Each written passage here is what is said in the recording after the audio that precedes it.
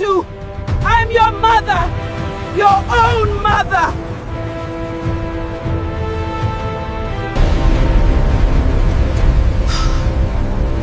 Push her!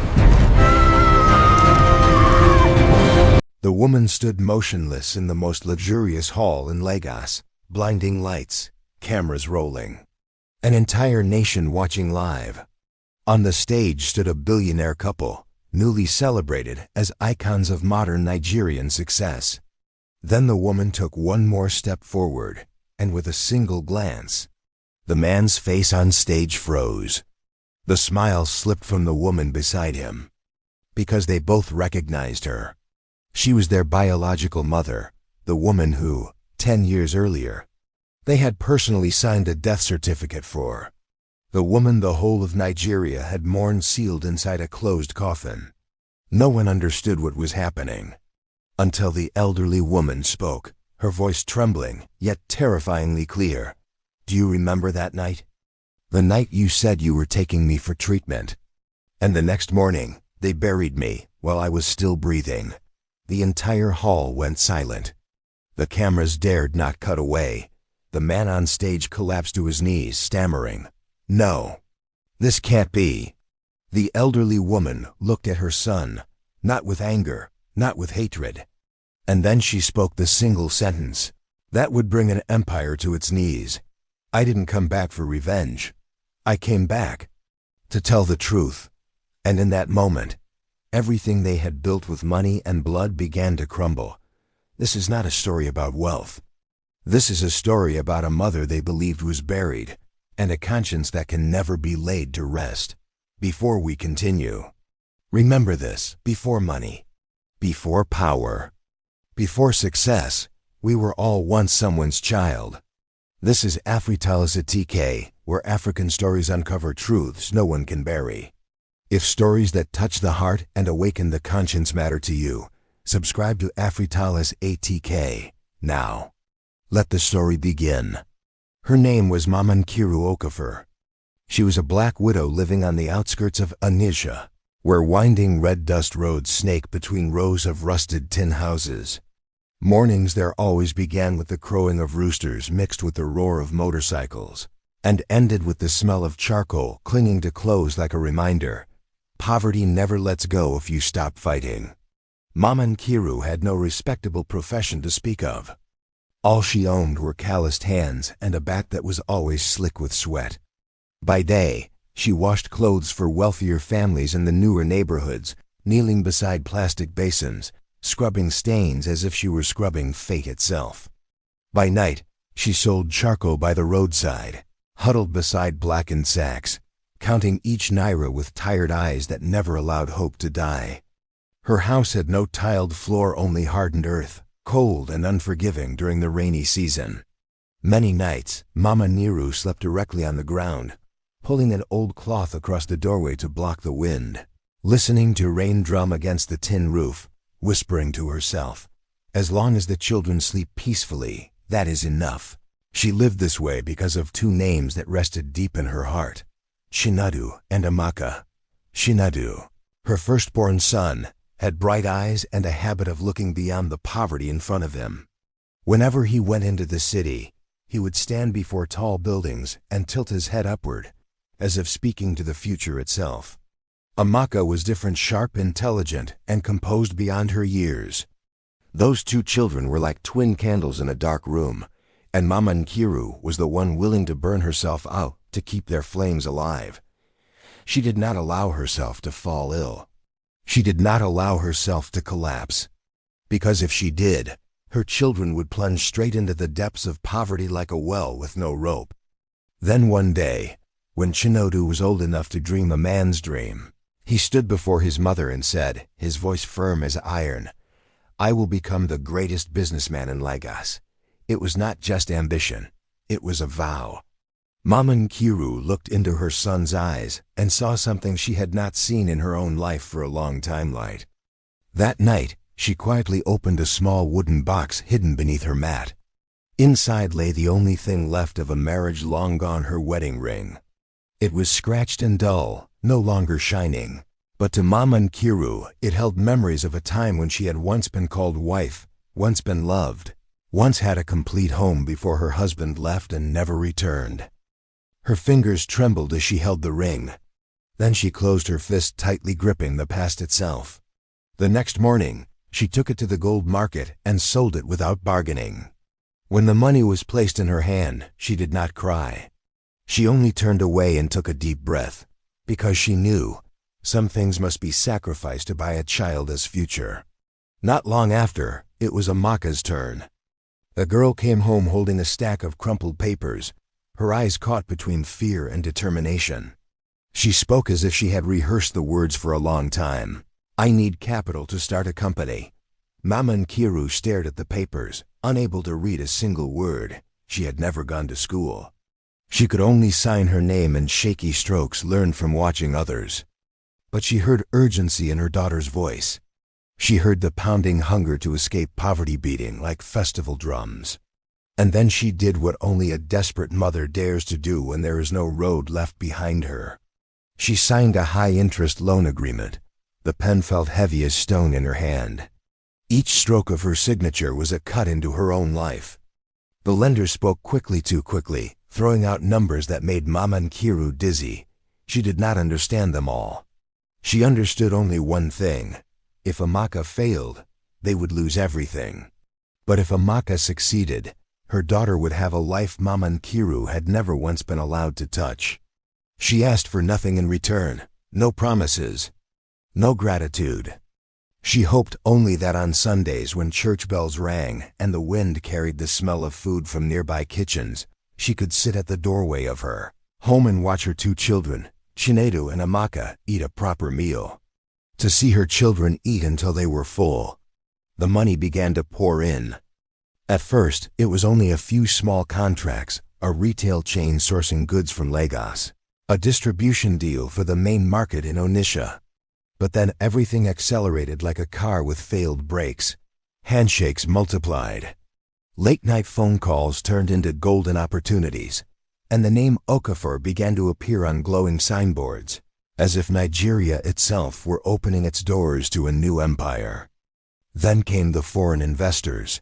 They wore suits, spoke in accents that blended British polish with American sharpness, sat in air-conditioned boardrooms cold with ambition, and looked at Chinedu the way one inspects a product. Chinedu smiled with confidence, speaking of vision, growth, African market expansion. Amaka was razor-sharp numbers, strategies, clauses, everything precise, flawless.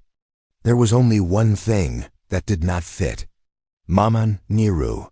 She was still the same old clothes, worn slippers, a headscarf frayed at the edges. She stepped into the new penthouse in Lekki like someone walking into a dream that did not belong to her. She touched the white walls, stunned, as if touching clouds, then turned and smiled gently. "Thank God. My children have made it."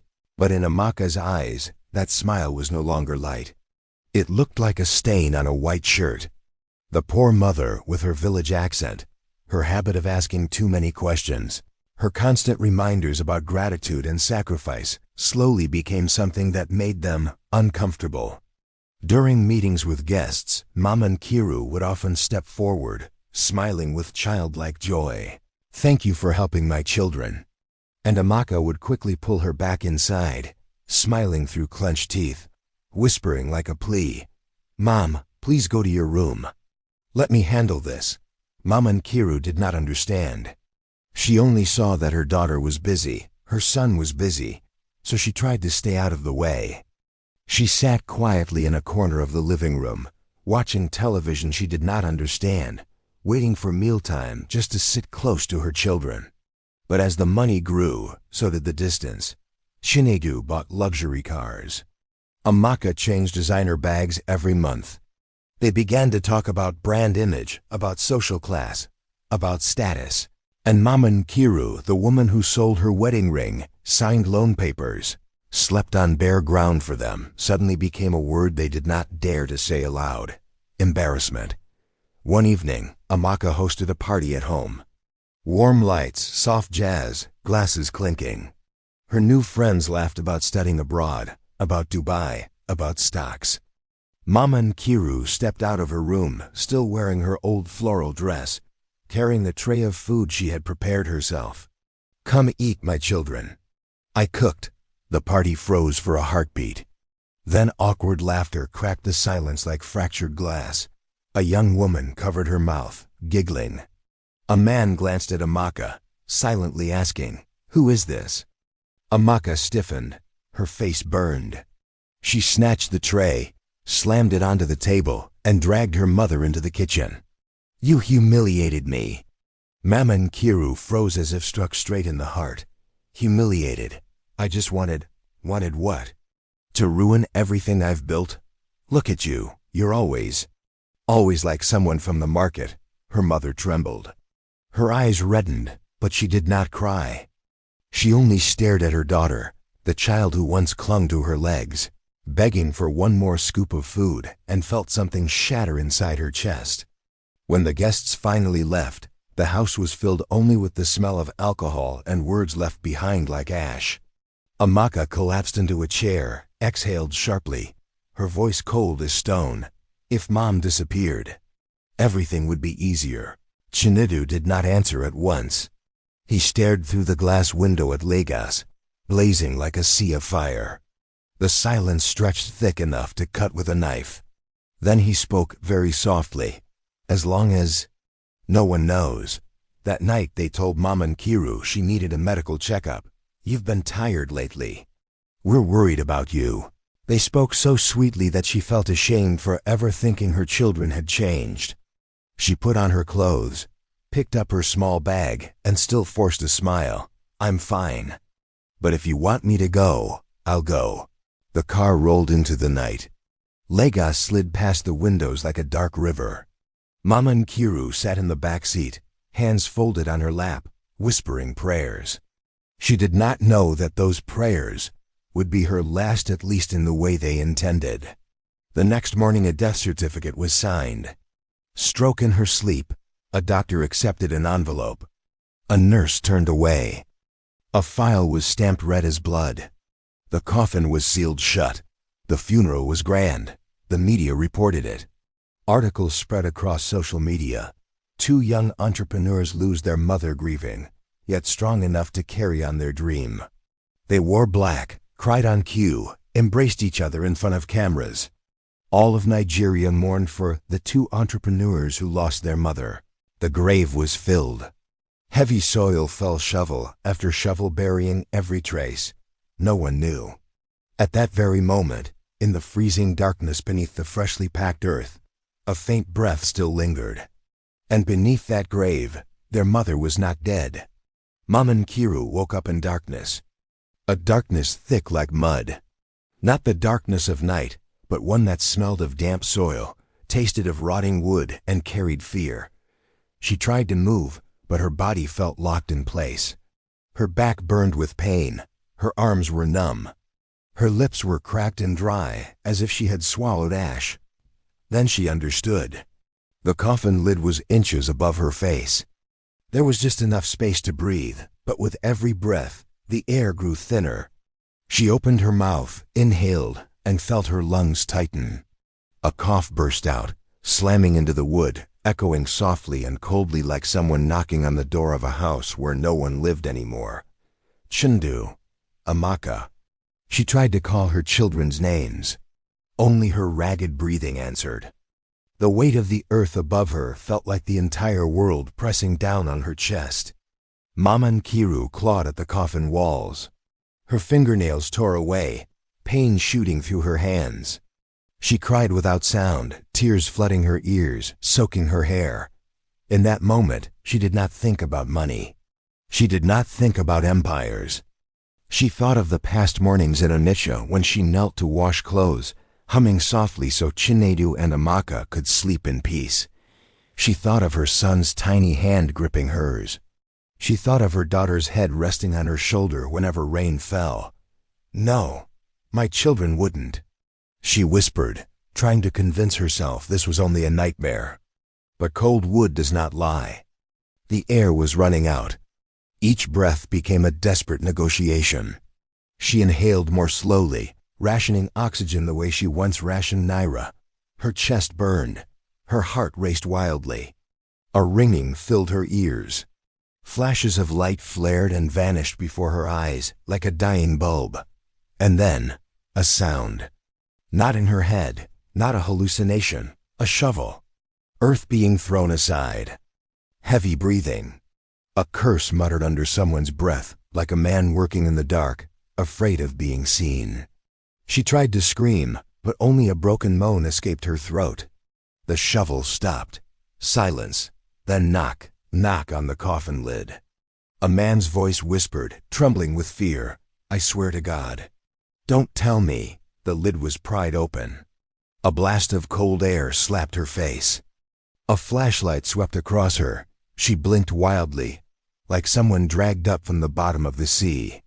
A man's face appeared. Black skin, bloodshot eyes, sweat pouring down his forehead. He wore a worn jacket, a shovel clutched in his hand, shaking as if he had just touched a ghost. Then he saw Mama Niru's eyes open. He stumbled back as if shoved. "Oh God." He gasped, his voice breaking. You're alive?" Mama Nkiru tried to lift her hand. Her throat managed only one word. "Water." The man raised a bottle to her lips, but his hands shook so badly the water spilled. She drank as if she were drinking life itself, as if she had crossed hell just to touch a drop of hope. He glanced around the grave, then stared back at her, his eyes no longer filled with pity, but with terror. The terror of a man who understands he is standing before a secret powerful enough to kill anyone connected to it. He stammered, They said you were dead. They paid me to clean things up. I was just doing my job." Mama Niru looked at him, tears streaming down her face. She wanted to ask who, but the answer was already lodged in her heart like a blade. Chinadu. Amaka. The names burned like open wounds. The man stepped back, then another step. His eyes darted around, as if the darkness itself were watching him. No, I'm done," he exhaled sharply, panicking.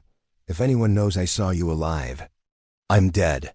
He shoved the water bottle into her hand, tossed his jacket over her like a bribe to his conscience, then turned and ran, slipping in the wet soil, but still scrambling away, disappearing into the cemetery's darkness.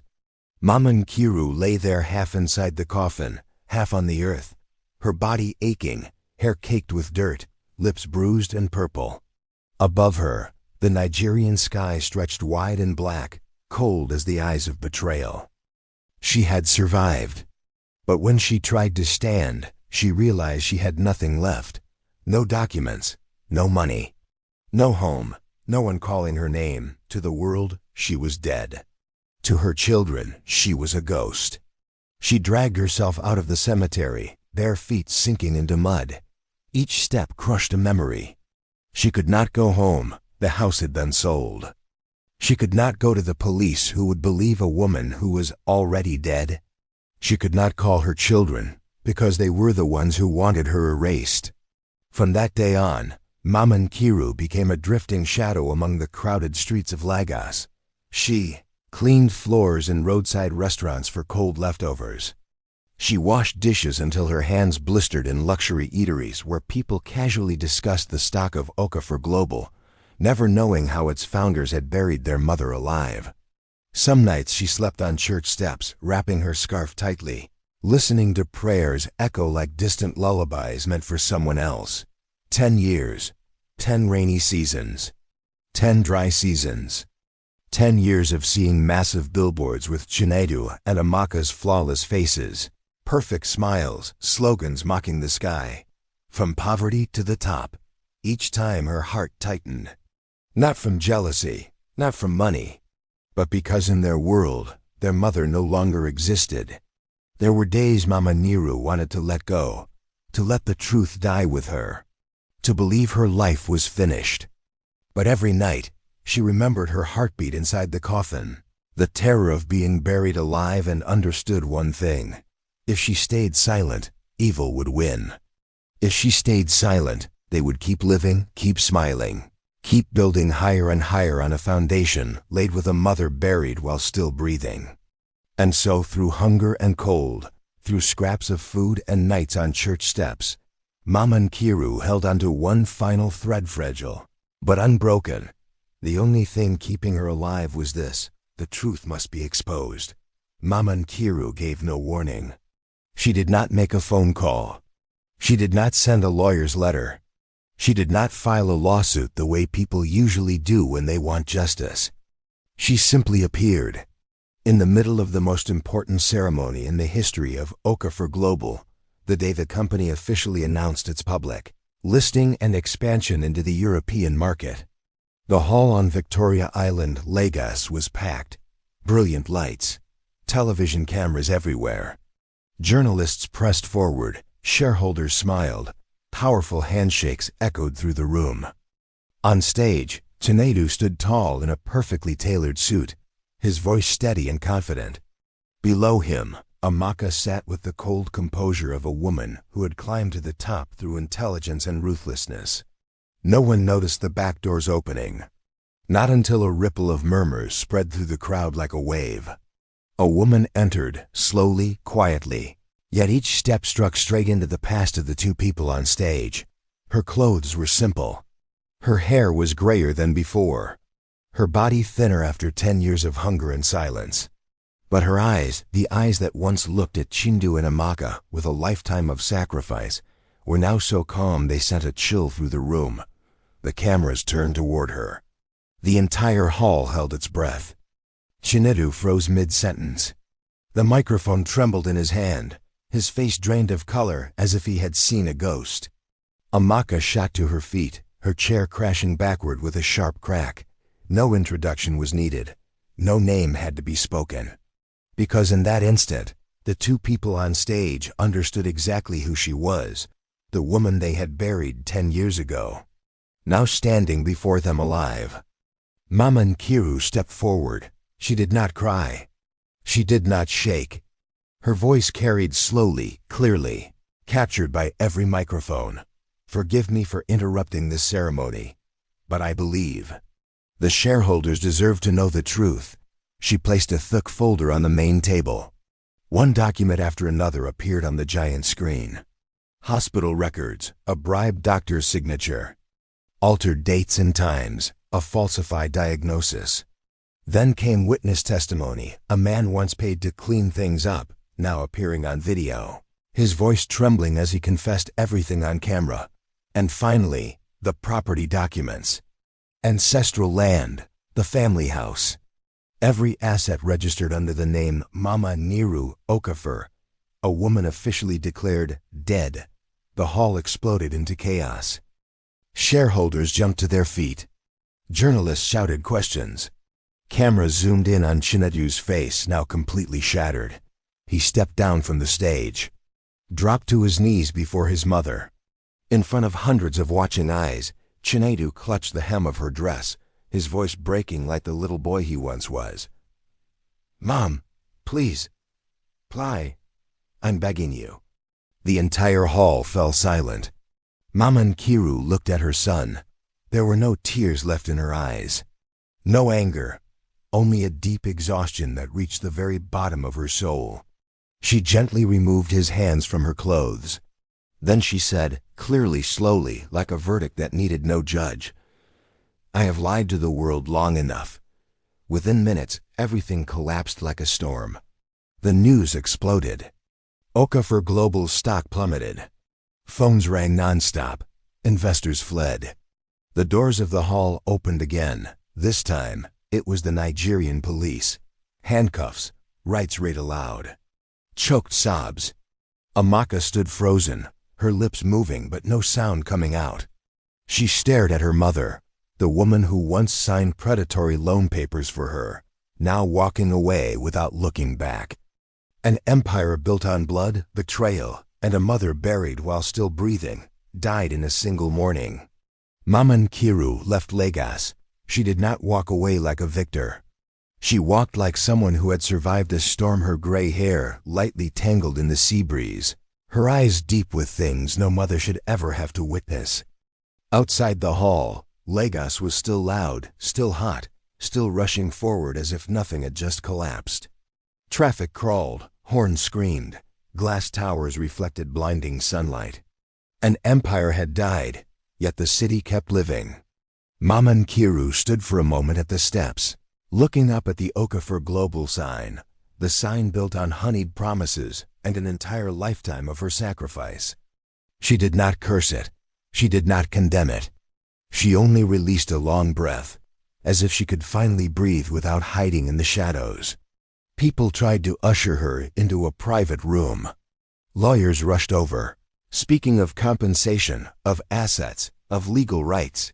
Reporters shoved microphones toward her face, asking if she felt hatred, if she wanted revenge.